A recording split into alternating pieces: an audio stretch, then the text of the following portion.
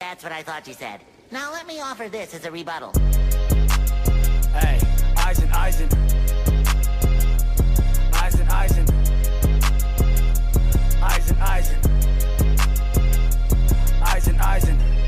The Voncast Show is available on iTunes and YouTube. Also at www.vonaizen.com. Rubbing off the paint like it was art class. Bumping emo music, I feel like my heart smashed. My chemical romance dashboard confessional. Pho in the morning, tastes so incredible. Bonbon taro, you know I stay sipping. Untied laces, these haters stay tripping. Always on a mission, Bobby Flay in the kitchen. Revenge served cold, and that's what I'm dishing. These dudes got Fieri, I'm Anthony Bourdain. Up all night, it's not cause I snort cane. Typing up questions for guests of my show. Study rhyme patterns and flex with the flow. I switch it up and live it up. These props, I give it up. Misogynist, they manly. Boy, he's just sippy cup. Feminism, fake woke if it ain't intersectional. Good night's sleep, feels so incredible. Waking up, I'm feeling blessed. Medusa tatted on my chest. Christmas Eve only time I rock a vest. Ain't talking handcuffs when I say I need a rest. I like to take naps, you know I'm daydreaming. Plot to get this money, you know I stay scheming. Help at non-profits, empower the youth. Ethnic studies.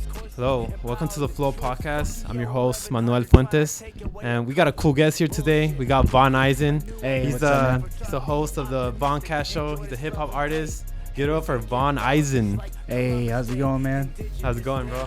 Doing pretty good, man. Doing pretty well. How are you? Pretty good, dude. Just here, man. Just another day in the podcast. Hey, going with the flow, bro. You know? I feel it. Yeah, man. How's your day going, bro? What's your highlight of your day? Just working on podcasts. You know, editing, uploading your episode to be exact. Oh, sweet. That's coming Nice. out tomorrow, and also just working on music. Cool. Yeah. So, for those of you who don't know, what is the Voncast Show? So the Voncast Show is a podcast that I created in 2017 summertime. Mm-hmm. So roughly July 2017. And what it focuses on are talented up-and-coming individuals, whether they be in photography, tattoo industry, movie industry, musicians, or people with just like a positive, progressive mindset. I get them on the show, and we talk. We talk about their passions and their dreams and how they got into it. And for me, I see it as me giving back to the community and also giving these individuals a platform. Cool. So you had like Metaphorist on the show. Yeah, Metaphorist. So Shouts an out. upcoming artist, right? He was rapping in the World Underground. Yeah, bro. He's killing it, man. And it's cool because it's Asian representation. That's what's up, man. We usually don't think of Asians as rappers, but right now there's a big come up. You got people in the 88 Rising, China Mac, all these people, Stupid Young, and to see a friend of mine, Metaphorist, come up and just That's a dope be name, nationwide. Dude. Right? It's cool. Yeah. People always think people always read it as metamorphosis or something. Oh yeah, that's what I thought. Like, all right, Metaphorist. Yeah, but it's just cool to see that representation, you know. And shouts out MC Zuko too. You know, it's the guy right there. Yeah. You also had Justin Musak on the show. Could you know explain? him? No, I don't. Okay. But I was seeing your stuff, and it was pretty dope. Like I was seeing some of the podcasts. Yeah. But yeah, explain who you had as your guest. I mean, I've had different people. Justin Musak, you know, he's a producer. Also has the Great Late Show. It's on, I think, in the weekdays. Very knowledgeable and talented hip hop individual. Got you. I interviewed a mentor of mine, Professor Alan Aquino. He's in Asian American Studies. Just a lot of artists, a lot of friends to think up. We got Karen. We got just a lot of people. I don't want to start saying names, so I'm going to forget names and I'm going to feel bad. That's cool, man. So you've been going on for like, what, a year with the Voncast Show? About a How year and a couple months. You know, I started in July 2017, so now it's October 2018. And we're at 45 episodes. 44, 45. Yeah, you're the 45th. Oh, nice. 45th over here. Yeah. Yeah, man. I like that consistency, bro. Thank you. You still keep going at it. You know, that's pretty good. Thank you. Well, what made you want to start the Voncast Show? Like, any inspirations behind that? You know, it stemmed from listening to and watching podcasts over the past few years, mainly hip hop podcasts. The first hip hop podcast out there was the Juan Epstein show, and then you had the Combat Jack show. Rest in peace, Combat Jack. And what I liked about those are, you see a different perspective from artists outside of their music and formal interviews. You hear them talk about day-to-day life, their upbringing, their inspiration, and how they got there. And to me, that's kind of cool, because there's been many times where I wouldn't listen to an artist, but I heard them on a podcast talk about their life, who they are, and their background. Mm-hmm. And I said to myself, wow, they're an interesting individual. I might listen to their music again. Yeah. And 9 out of 10 times I listen to their music, and sometimes I may still not like it, but I'll respect them. Like, wow, I see what they're doing. This music may not be for me, but I definitely validate them as an artist and as an individual trying to do what they do. So much respect to them. Mm-hmm. And and then from there I got to like other podcasts, especially No Jumper, big inspiration of mine. Adam 22. He had a bike shop in downtown LA, and then he got into podcasting, mainly like musicians, and now he's doing his own thing. He's blown up, has a shop in Melrose. It's really cool. So yeah. That's cool, man. Yeah. So, who has been like your favorite memory doing the Voncast? Because it's been a year, right? So I'm pretty sure there has to be a highlight. Of that year span. It's tough to say. There are so many good interviews. To me, the highlight of it all in general is pretty much like hearing people's stories. Mm-hmm. For me, hearing an individual story of how they came up and what they're doing and their passion, their pursuit.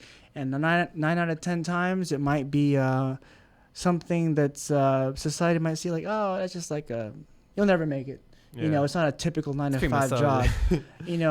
So seeing them go against the grain and pursue something they love doing as opposed to just to make money, to me, that's very inspirational, because a lot of us are doing that. And I think that it can inspire people who listen to it, or it can give their listeners like an insight of who they are. Mm-hmm. So to me, in general, the highlight of it all really is just talking to the individuals and listening and learning about them. That's cool. Mm-hmm. Yeah, man, it was pretty dope, like being on your show. Like you just bringing out that like the inner like positivity in me, because you're talking about like high school. Yeah. Like, oh man, I forgot about high school. The good times, bro. Yeah, definitely, man. Yeah. So with that podcast going, is there a specific person that was the first show from your podcast? Yeah. Like first guest? The first guest was MC Zuko. Shouts out. We graduated the same year in Asian American Studies. He has just grown phenomenally as an artist and individual. I remember he didn't have too much material when I first met him, and now he's on like streaming platforms. He's done a song with Sadat X, who's in the legendary hip hop group called the Brand Nubian. I don't think a lot of younger people know that group, but like Sadat X is a definite legend. Yeah. So I don't know how he got that feature, but props to him. So yeah, just seeing him grow. It's been like, I interviewed him July 2017. He's done so much since then. So. Yeah, so if you think about it, you're like a good luck charm, huh? You bring I wouldn't say good luck charm. I wouldn't bring people. I mean, I don't. Not even. Based on what I've been hearing, like, dude, you're a good luck charm, bro. I just like to document people's journey. I'm just that kind of person. Yeah, not a good luck charm. Were you nervous to do your first show?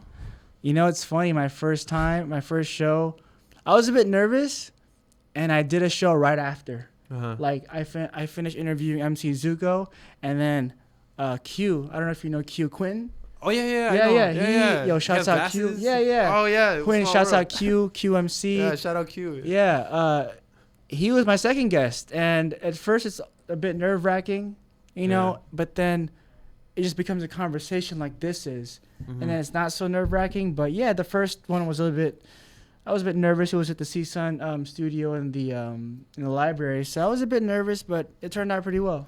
Yeah, man, I was pretty nervous for my first show. Like, I was kind of sweating. Yeah. And then I didn't know what to say. I kept saying like, oh, like, That's know. okay. That's fine. I just kept repeating words like, That's I mean, cool. I'm still like trying to get better, all but good. I know how you feel. Like, People come through high on my show. That's fine, man. Just fucking faded and it works out. yeah. Like, That's cool. I didn't know what I was doing. I was like, man, like, how do like successful like radio personalities do this? Like, they have to be so smart on the spot. I'm like, God, I want to be like that one day. I think for me, it's just, I mean, I'm not that good, but it's just repetition and being constant and being consistent. Uh-huh. I try to do one every week, drop one every week. So, I might do 4 in a week and take a break for like a month or something, but you're just being consistent, So you spread that out throughout the month, right? Like it can be like that. Yeah. Okay. There has been times where, I definitely did 4 or 5 in like a week. Mm-hmm. And then I did that this summer. I did 4 to 5 in a week, and I was like, damn, this is good enough for a month. I'm chilling. Damn, bro. Do you get sleep, bro? That's a lot. Nah, I mean, it's not that much. I mean, I definitely get sleep. I work around my work schedule and everything that's going on around me. Oh, cool. So you have that podcast, but you also is an artist in the side, right? You make music. Yes, I do. You freestyle. Yeah. I'm a musician. I'm of 5Se7en Collective, which is a nationwide collective started by my boss, mentor, the homie, Jvliet. He was in or he still is, sorry about that. He still is in a crew based in New York called the Brown Bag All Stars. That's the guy, man. Like he started it up and then he invited me to be in it. So, and I'm also like his assistant as well. Also, what do you do since you're his assistant? Like, I help out with emails because what I realized is that not only as an artist, you're not just making music and making beats and networking, but you're also dealing with a lot of possibly like administrative stuff like emails. He has a family, and emails are probably the last thing you want to take care of. They can be like kind of, like they could get the best of you, bro. Yeah, it's like they're draining. So I help him out with that, and I help send out emails to the group of like upcoming releases and just notifications. So me and Rick Chavez, he helps me out with that. But yeah, I usually do the emails. I send out like, hey, we'll have a promo run. Check out this dude's music, like put it up on socials, that kind of stuff. So how did you meet J57? I met him through the internet in 2012. Power of the internet, right? Am I right? Yeah, I met him. Well, so it was maybe like late May. I think late May of 2012. I was in a battle rap heavy, and there's this guy named Sokon who's part of the Brown Bag All Stars. And I liked his battle raps, his battles and stuff. And YouTube recommends videos. So it recommended me to this group called Brown Bag All Stars. And I checked it out. I'm like, damn, this is dope. It's like it's this nostalgic boom bap, but still sounds good, like modern hip hop. And there's a group. And J57 was one of the artists. And over time, I was just sent like, I just checked out their music and I got to know them. Like I sent them Facebook messages, like, yo, I dig their music, this and that. And it was like that for a while. I just became friends, became a fan of the music, and then eventually became friends. And then over the years, it became like, hey, like, I know you make music. Check this beat out, like, and it became like that, and then I met him 2 years ago in April. He went down to LA with DJ Element, and I got to hang out with him for a day, met some other people, Tenacity and stuff, and we just cruised around downtown LA, and then like just LA in general, just kicking it, Damn, that sounds like an LA experience, bro. You met him through the internet, and then you just chilling with him with other DJs, bro. That's pretty dope, dude. Yeah, that's like a dream. It's trippy, man, because to me it was just I just wanted to be on some friend shit. Like I never wanted to, but check out my mixtape, check out my SoundCloud. I was never aggressive with my music. You have a trench coat, like, hey, get my mixtape, bro. Yeah, no. They have the trench coats, like, hey, you want my mixtape? Yeah. To me, it was just like I just want to be friends. Like, I like the music. That's cool. We're friends. I never imagined I'd be working for him. I just thought to myself, he knows I make music. I make music. I know he makes music, but the chance of us ever like collabing, never. But bro, you never know, bro. Yeah, but I never was. That was never my intention. Yeah. You know, and from that, what I do, from that, I have a song out with him. He was on. I rapped on one of his beats. It's coming out soon. It's called Cigarettes, and I'm on one. I'm featured in one of his songs, and then I'm working on an EP with DJ Element that's coming out relatively soon called Hiatus. Dope, dude. Yeah, I can't wait for that. Thank but you, I was checking your stuff, and you have like another one that's like freestyle, and you have Crazy on there. Yeah. So like anything before Pull Up, to me it's like those are like the test grounds. I was like me like trying to figure out my sound. I like that was like a time in a moment. I like those, but I don't really count those as songs.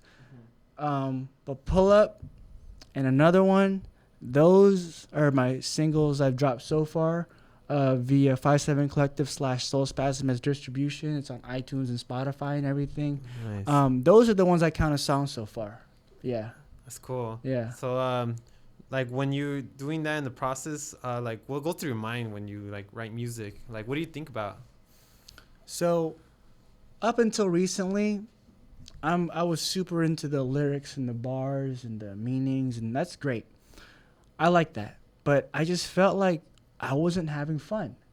I was always like, damn, I'm just like trying to compete with the next person's who can come up with the most wittiest, lyrical, miracle, spiritual bars, which is great for that. It has its ups. But to me, I was like, is this really me? Am I really trying to be like an Eminem? Am I really trying to be like super lyrical? And at times I feel like I am. I want to be.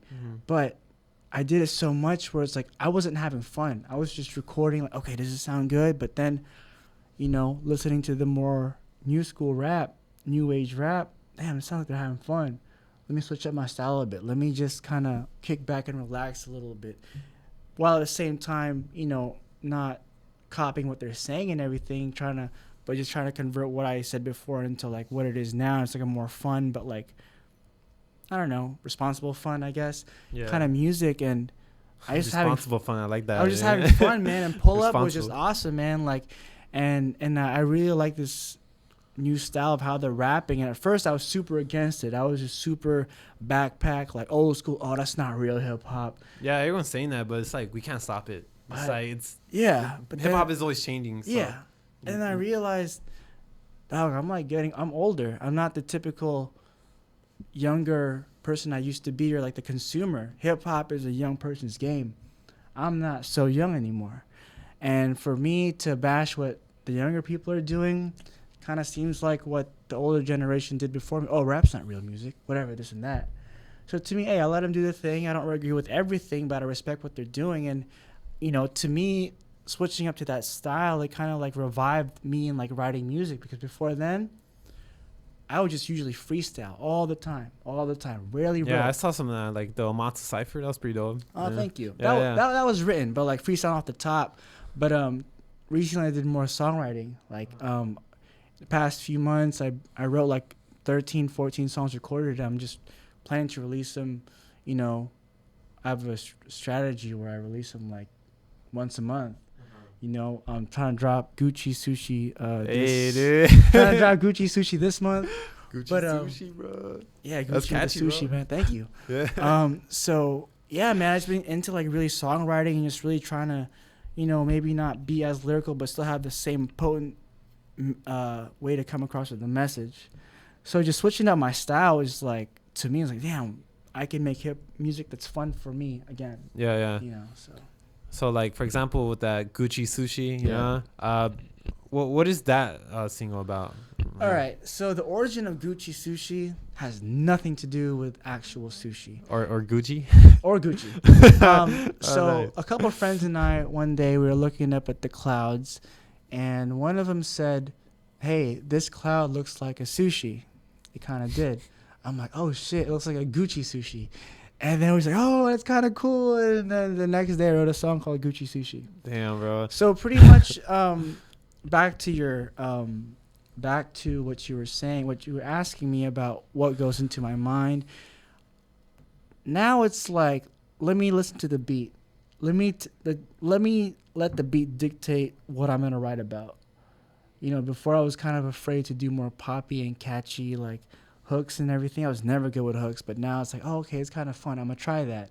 You know, like people kind of downplay, oh, it's like poppy. It's a poppy like mainstream hook, but you know, trying to write something catchy or something like more laid back. Sometimes it's harder than writing some like serious stuff.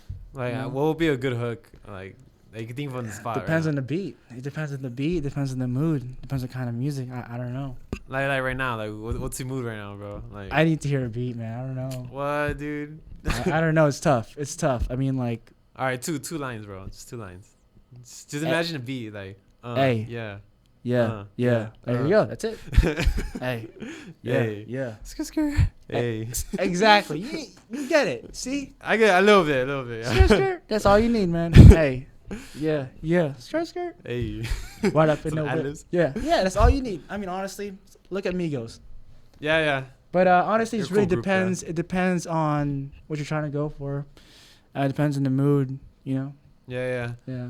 Would you ever be like making beats? Have you ever made some beats? I tried a very long time ago, very unsuccessful at it. I figured I should just focus on what I'm good at. Well, Yeah. why do you say that, man? Like maybe it just takes time to catch on, you know? Like maybe you didn't have enough time. Yeah, you know, I just don't see myself making beats, man. Yeah, I'd rather just focus on like podcasting and music and writing lyrics. That's cool. I mean, to me, like, I looked at back then it was like Fruity Loops. I looked at that and I'm like, I got so fucking lost. I'm like, I don't know. No, I'm not good. So you just don't want to do that anymore? Yeah, no. I'll leave it to the people that actually make beats to make beats. Yeah. So in your YouTube, you kind of do like pretty much like visuals. Like you kind of do. What do you do in your YouTube channel? So I don't do the visuals. I mean, I get people to film my music videos. Okay, so it's Quentin, music videos. So I remember Cindy I saw Kravitz. one. There's like a Harry Potter rap. Harry Potter rap. Yeah, it's like they're making fun of Harry Potter, and then some guy had like a wand, and they're just trying to make fun of it. Oh, yeah, okay. So Yeah, that you was, know what I'm talking about. All right. That beat is fresh, dude. Thank you. Yeah, Okay. yeah. So with that said, that's the Dat One parody. That's the Dat Stick It was parody. a guy in the tunnel, right? Like, hey, you're like, Yeah. It was that, Okay, right? So that Harry Potter one, that one was VSA, Se7en Vietnamese Student Association. I'm part of that. Uh-huh. And what we did was I helped them out with a parody song that they submitted. So we decided let's get the concept from Rich Chicka's Dat Stick, right? Yeah. But then let's Rich add. Chica, bro. Let me write my own lyrics. Now it's Rich Brian, right? Yeah. Yeah. Not Rich Brian. Let me somehow write my own lyrics and incorporate certain things that they needed as requirements for this video. So we did like a Harry Potter theme thing, like Avada Kedavra and all that stuff. So yeah, That's so cool. shouts out to Se7en VSA. Yeah, great group of people, great community, and great org. And what is VSA for those who don't know what that is? So Like, Vietnamese Student Association. Mm-hmm. So it's essentially an ethnic club where you don't have to be Vietnamese, but if you're fascinated about Vietnamese culture, I definitely recommend checking it out. Yeah, they have every year they have a showcase. I forget what it's called. I feel bad. And around November, and they have Vietnamese Culture Night, which is in the spring, which it's essentially a play, a musical. yeah. You know, very talented. There's like stage people and like actors and everything. I was part of it a couple years ago. It's definitely a sight to see. Cool, man. So Yeah. you're kind of into like acting in a way? Are you kind of into that? Because I was seeing some a little bit acting in your music videos. I'm like, okay, it's probably... mean, acting, I wouldn't necessarily call it acting. It's just like part of a music video, but I guess in a sense it is acting. Yeah. Yeah. Would you ever like do some films? I mean, if the right opportunity presented itself, I'd give it a shot. Cool. Yeah. I can see that, man. Mhm. Yeah. And you're also into photography? Or like kind of like modeling in a way? Because I saw some of your in your page. You do like no. some kind of photography. No, I mean, I'm not really into photography itself, but like, I guess you got to take pictures that may come off as like model-y if you're, doing like a Instagram, like music page. You got to like look presentable. Yeah, you gotta be like you gotta smile with your eyes, bro. Yeah, You know I don't really smile. So yeah. with your eyes, bro. maybe, yeah. So how was it in the Se7en undergrad life? Se7en undergrad life, it was interesting, you know. Did you always knew you wanted to do podcasting? No. What were you before? Man, I was a bio major. I was a nutrition major. I was doing a bunch of different things, I think, because I felt like I had to do it. Mm-hmm. I felt like it's something to make my parents happy. It's something that will make a lot of money. It's something that is secure and stable and have benefits, which is great. I have nothing against that. It's just I realized that's not me. You know, I wanted to be in music. I wanted to be a rapper. I wanted to be a rapper, and I am. And I was like, they kind of like me doing like bio and everything, and like the music thing is kind of like going against each other. It's not flowing properly. Yeah. And then I took a break for a little bit. I got back into it. Did business marketing. It didn't do well because I realized I heard that's a tough major, man. Yeah, no, hell no. It's tough. Yeah. What's 2 + 2, bro? Yeah, I'm not good at. Even though I'm Asian, I'm not good at math. I'm not good at science. All those majors that are listed previously all deal with math and science. I'm just not good at it. So I got an Asian American Studies, which I really, really enjoyed. I didn't realize I would enjoy it so much to the point where I switched my major. It just kind of gave me like some sort of a form of empowerment of my history and Asian American history and the oppression and struggles that they have faced and they still do face and what we can do about it. And just being more socially aware. I guess they call it woke, but I just call it, socially conscious, socially aware of what's going on. Yeah. You know? So once you started like graduating from Se7en, you're just like, oh, I'm just going to do music. Yeah. I mean, I still have like a part-time job and everything, but I focused on the music and the podcasting. Now it's to the point where it's like being monetized, which is, it's not a lot of monetization yet, but it's something. It's a start. Yeah. And then add, merchandise and stuff into that. So, yeah, that's what I pretty much plan on doing. Yeah. So basically, when you were outside of school, you're like doing performances. I saw you doing a performance in Collected Lifestyle Store. Yeah.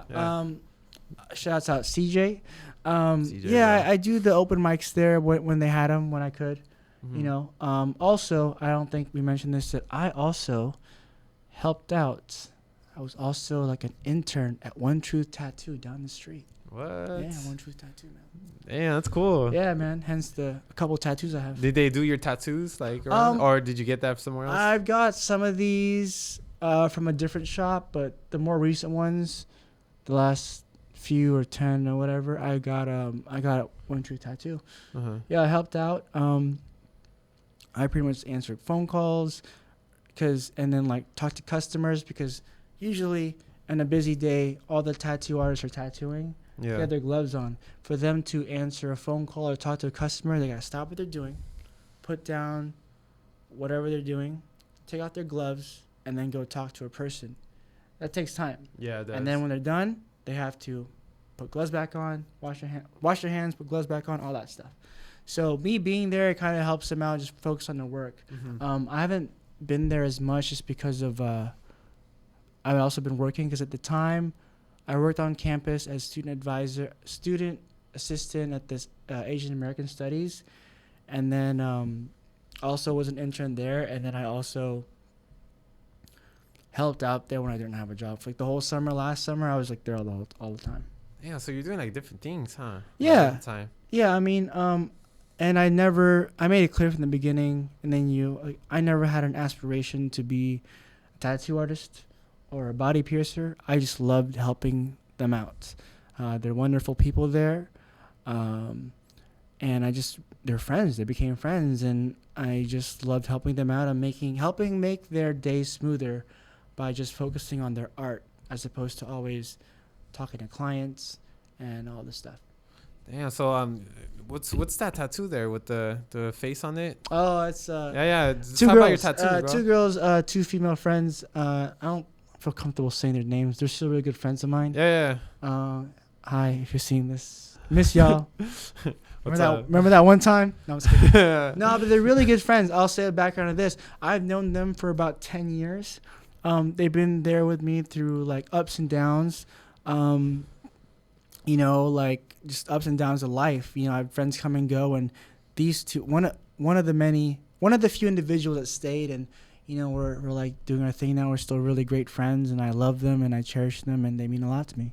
It's cool. Yeah. And what about that middle piece, the chest? Oh, this is a Medusa piece. Shouts out to my homegirl. She was like, "Hey, you should get a Medusa tattoo." I'm like, "Hey, that's kind of cool." This is in 2012. Turn people into stone. Yeah. Shouts out Danica, who's also comic book girl 19. She did this tattoo, and to me, it was like, it looked kind of cool. It was like I like Medusa. It's like a good luck charm. Apparently, like what the warriors did back then is they put the face of Medusa on shields in their armor to kind of like, you know, scare their enemies or something. Opponents, kind of thing. Yeah, something like that. Yeah. But then now my tattoos don't have so much meaning. It's more like traditional. Like if I see it and it looks cool, like, hey, let me get that. You know. Yeah. That's cool, man. Thank you. It's just like you're just into like a lot of things, right? It's not just music. I guess you're just into art. Yeah. You know, I think overall more and more people are more exposed to the tattoo culture and accept it. And you know, I started getting tattoos, you know, when I was like 19, I think, and then, you know, just got more recently. Yeah. So that's cool, man. Mm-hmm.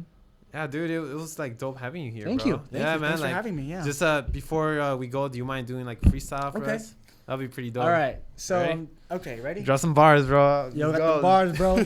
Let's do it, bro. Acapella. Okay. It's been a little while since I did a freestyle. Right now at the Daily Sundial. Ooh. This is a nice room. It's a little bit lit. I'm freestyle right now. I might really get into it. Ooh, all right. Where my shades at? It's a bit bright. Ooh. I'm sitting right here. Damn, look at this freaking light. Can I curse a little bit? Is that okay? It's all good to me because it's a Thursday. What? I'm sitting right now. I'm chilling with Manny. Back in the 80s, I'd probably rocking a fanny pack. Sitting right here. Let me handle that. Let me get the beer pong 6-cup re-rack. Ooh. Let me see what else. This is a teleprompter, but I'm not reading off it. I'm sitting right now. I'm thinking off it. These people right now, they're talking in the back of the screen.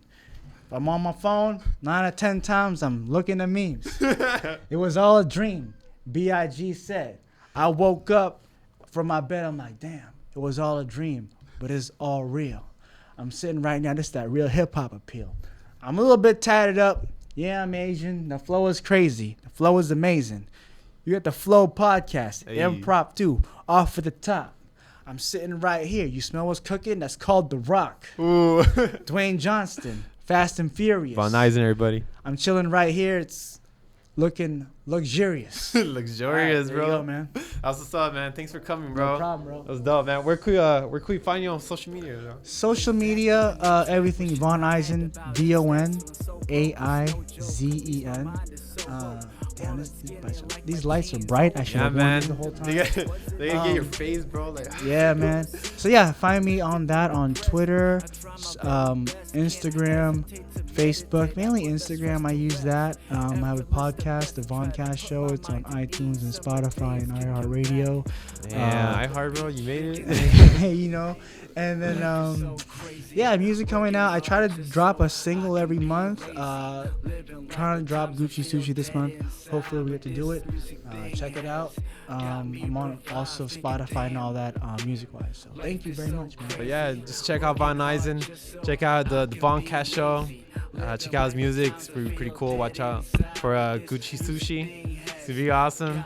So yeah, thanks for tuning to The Flow. See you guys next time.